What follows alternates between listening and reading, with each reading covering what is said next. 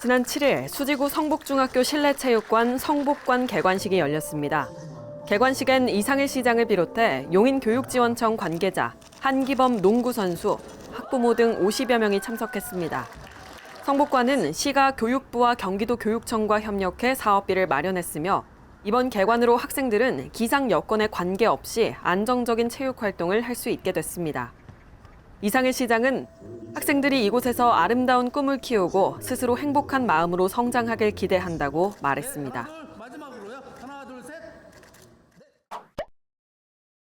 용인특례시가 7일 시청 접견실에서 경기테크노파크 용인시 산업진흥원과 용인 IP지원센터 운영에 관한 상호협력 협약을 체결했습니다. 이번 협약으로 시는 용인, 성남, 수원 등 반도체 메가클러스터 6개 도시 중 처음으로 지식재산권 전담 지원센터를 설치하게 됐으며 센터는 올해 3월 중 용인시 산업진흥원 본원에 공식 개소할 예정입니다. 용인특례시가 7일 오후 용인 서부경찰서에서 제16회 안전문화살롱을 열고 보정동 카페거리 등 인파 밀집 지역의 안전대책을 논의했습니다. 황준기 제2부시장과 배영찬 용인 동부경찰서장, 임지환 용인 서부경찰서장, 기령관 용인 소방서장, 오은석 용인 서부소방서장 등이 참석한 이 자리에서 인파가 몰리는 지역 내 차 없는 거리 운영, 헬로윈 등 각종 행사 시 안전요원 배치 증원, 스마트 인파관리 시스템 도입 등 다양한 의견들이 오갔습니다.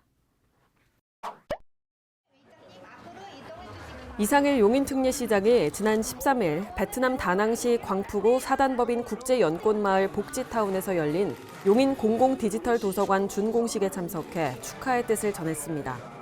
이번 도서관은 용인특례시가 개발도상국의 교육 복지 환경 개선을 위해 추진한 첫 국제개발협력 ODA 사업으로 시는 도서관 건립을 위한 예산 2억 원을 지원했습니다. 이 시장은 도서관이 안정적으로 운영될 수 있도록 지속적인 관심과 지원을 이어가겠다고 밝혔습니다. 이상일 용인특례시장이 지난 14일 베트남 다낭시청을 방문해 호키민 다낭시 상임 부인민위원장과 만나 용인특례시와 다낭시 간 우호협약을 체결했습니다. 이번 협약은 2013년 우호협력을 맺었던 꽝남성이 다낭 중앙직할시로 재편됨에 따라 기존 교류를 계승 확대하기 위해 추진됐으며 양 도시는 산업, 경제와 문화, 관광 등에서 협력을 강화하기로 했습니다. 이상일 시장은 초대형 반도체 프로젝트를 추진 중인 용인과 첨단 산업에 투자하는 다낭시가 함께 성장할 수 있을 것이라며 지속적인 교류 확대에 대한 기대를 밝혔습니다. 인구 310만 명의 다낭시는 베트남 대표 관광도시이자 첨단 산업 육성에 속도를 내고 있는 베트남 중부의 핵심 거점 도시입니다. 용인특례시가 지난 16일 시청 비전홀에서 통합돌봄지원협의체 위원 위촉식과 제1차 회의를 열고 의료, 요양, 복지를 연계한 통합돌봄체계 구축에 나섰습니다. 용인시 통합돌봄지원협의체는 의료, 요양 등 지역 돌봄의 통합 지원에 관한 법률과 관련 조례에 따라 설치된 기구로 지역 여건에 맞는 통합돌봄 정책을 심의 자문하는 역할을 맡게 됩니다. 이상일 시장은 통합돌봄 서비스가 현장에 안착할 수 있도록 위원들의 역할이 중요하다며 전담 부서를 신설해 적극 지원하겠다고 밝혔습니다. 용인특례시가 지난 16일 시청 접견실에서 제6기 마을세무사 위촉식을 열고 영세 사업자와 취약계층 등 시민을 위한 무료 세무상담 지원에 나섰습니다. 이번에 위촉된 마을세무사는 모두 16명으로 영세 사업자와 취약계층을 대상으로 재산세 등 지방세는 물론 양도소득세 등 국세 분야까지 폭넓은 상담을 제공할 예정입니다. 이상일 시장은 마을세무사 제도를 통해 시민들의 세무 고민을 덜고 납세자 권익 보호와 성실 납세 문화 확산에 기여하겠다고 밝혔습니다. 이상일 용인특례시장이 지난 19일 처인구 이동읍 용인테크노밸리에 위치한 반도체 소재 기업 주식회사 SNS텍에서 현장 간부 공무원 회의를 열고 초대형 반도체 산업 프로젝트를 뒷받침하는 전력, 용수, 도로 등 기반 시설 구축 현황을 점검했습니다. 이 시장은 반도체 메가클러스터 조성은 도시 인프라 구축에도 중요한 역할을 하고 있다며 용인 첨단 시스템 반도체 클러스터 국가산업단지의 유치는 용인특례시와 대한민국 발전에 획기적인 전기를 마련한 걸로 생각한다고 말했습니다.